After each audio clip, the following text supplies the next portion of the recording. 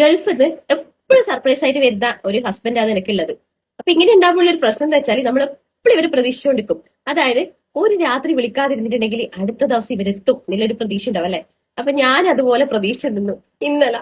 എന്താ വെച്ചാൽ ആള് രാത്രി വേറൊരു ഫ്രണ്ടിന്റെ കൂടെ പോവേന്ന്, ആൾക്ക് ഇങ്ങനെ എന്തോ ഹെൽത്ത് ഇഷ്യൂ ഉണ്ട്, അപ്പൊ ഹോസ്പിറ്റലിൽ പോവേന്ന് അങ്ങനെ എല്ലാം പറഞ്ഞു.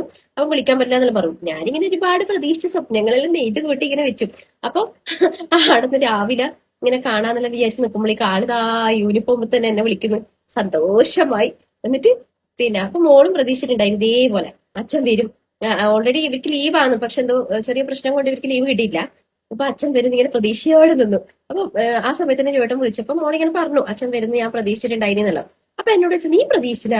ഞാൻ പിന്നെ എനക്കറിയില്ല നിങ്ങൾ ലീവായിട്ടാ, ഞാൻ പ്രതീക്ഷിച്ചിട്ടൊന്നുമില്ല. അങ്ങനെ ഇങ്ങനെ വലിയ ജാടി ഇട്ടിട്ട് പറഞ്ഞു.